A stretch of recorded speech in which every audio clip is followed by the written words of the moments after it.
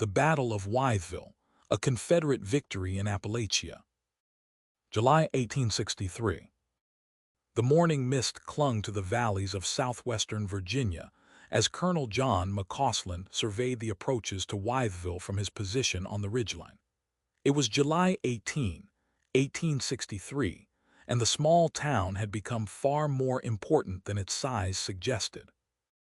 Wytheville sat astride the Virginia and Tennessee Railroad, a vital artery that connected the lead mines at Austinville, the salt works at Saltville, and the iron furnaces scattered throughout the region to the rest of the Confederacy. McCausland, a 26-year-old Virginia Military Institute graduate, commanded a mixed force of roughly 600 men, regular cavalry, home guard militia, and convalescent soldiers who had been recovering at the local hospital.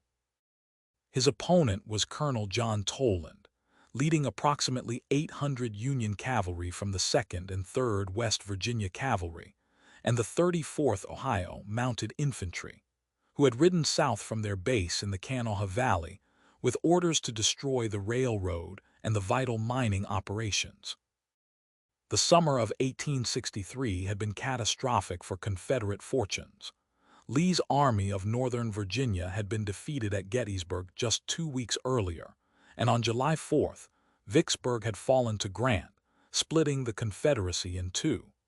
The Union's Tullahoma campaign in Tennessee had forced Bragg's army to retreat from Middle Tennessee. In this context, the resources of southwestern Virginia had become even more critical to the Confederate war effort.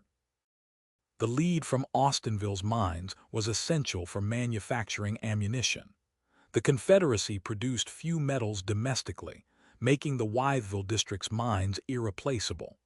The salt works at Saltville provided much of the Confederacy's salt supply, necessary for preserving meat for the armies. The Virginia and Tennessee Railroad connected these resources to Richmond and the Eastern armies. Colonel Toland's raid was part of a broader Union strategy to strangle Confederate logistics by striking at vulnerable supply lines in the Appalachian region. Union forces had already conducted successful raids against the railroad at other points, and Wytheville represented an attractive target, supposedly lightly defended and of immense value. McCausland had received intelligence of the Union column's approach from scouts and sympathetic civilians in the mountain valleys. He faced a difficult tactical situation. He was outnumbered, his forces were of varying quality, and he had to defend a town stretched along a valley with multiple approaches. Rather than attempt to hold the entire perimeter, McCausland made a calculated decision. He would concentrate his forces and turn the town's geography to his advantage. Wytheville sat in a narrow valley with steep ridges on either side. The main street ran roughly east-west, and the railroad depot and most important buildings clustered near the center of town. McCausland positioned his most reliable troops, about 200 veteran cavalry from the 4th Virginia Cavalry and parts of the 21st Virginia Cavalry, in concealed positions along the eastern ridgeline overlooking the main approach to town. He placed another 150 men, including convalescents who could still shoot, in buildings along the main street with instructions to hold their fire until the Union forces were fully committed. The remaining militia and home guard he stationed in reserve positions to the west, where they could block any Union retreat but wouldn't bear the brunt of the initial fighting. McCausland also employed psychological warfare. He had his men light numerous campfires the night before the expected attack, creating the impression of a much larger force. He spread rumors through civilian channels that 2 full Confederate brigades were garrisoning the town, misinformation he hoped would reach Union ears. Toland's column approached Wytheville from the east in the early morning hours of July 18th. His scouts had reported the Confederate campfires, but Toland attributed them to militia and dismissed the threat. His men were tired from their long ride through the mountains, but they were well armed with breech-loading carbines, and had been promised easy pickings.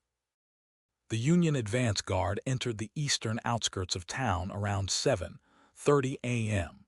Finding no immediate resistance, they pressed forward along the main street. Toland committed more of his force, eager to reach the railroad depot and begin the work of destruction before Confederate reinforcements could arrive. This was exactly what McCausland had hoped for. As approximately 500 Union cavalry pushed into the main street, McCausland gave the signal. Confederate rifles opened fire from the buildings lining the street, creating a deadly crossfire. Simultaneously, the concealed cavalry on the ridgeline charged down into the Union column's flank. The narrow street became a killing ground. Union horses panicked, riders fell from their saddles, and the column fragmented. Toland tried to rally his men and deploy them into a proper fighting formation, but the confined space and surprise of the ambush worked against him. The breech-loading carbines that should have given the Union cavalry a firepower advantage were less effective in the close-quarters fighting that erupted. For 2 hours, vicious fighting raged along Wytheville's main street. The Confederates held the advantage of position and cover, but the Union forces had numbers and were fighting desperately to extract themselves. Several buildings caught fire from the gunfire, adding smoke and confusion to the chaos. Colonel Toland personally led several attempts to break through the Confederate positions and reach the railroad depot. During one of these charges, he was shot from his horse by a Confederate marksman firing from a second-story window. Toland's death threw the Union command into confusion. His second-in-command, Major William Powell of the 2nd West Virginia Cavalry, found himself in command of a deteriorating situation. Powell recognized that the raid had failed and ordered a withdrawal. However, McCausland had anticipated this. The Confederate militia and home guard that he had positioned west of town now advanced, blocking the most obvious retreat route. The Union forces found themselves caught between two Confederate forces in a narrow valley. What followed was a running fight through the streets and outlying areas of Wytheville. Small groups of Union cavalry fought desperate rearguard actions while their comrades attempted to break out. Some Union troops managed to escape by abandoning their horses and climbing the steep southern ridge, disappearing into the forested mountains. Others surrendered when surrounded. By early afternoon, the fighting had largely ended. The Union raid had been decisively defeated. Confederate casualties were relatively light, approximately 40 killed and wounded. Union losses were severe. Colonel Toland and roughly 100 other men killed, another 150 wounded, and nearly 300 captured. Those who escaped fled back toward West Virginia in small, disorganized groups, many without their horses or weapons. The Confederates captured significant quantities of equipment, including several hundred breech-loading carbines, hundreds of horses, and the Union column supply train. More importantly, the railroad, mines, and salt works remained intact and operational. The Battle of Wytheville represented one of the Confederacy's few bright spots in the summer of 1863. While it couldn't change the strategic realities created by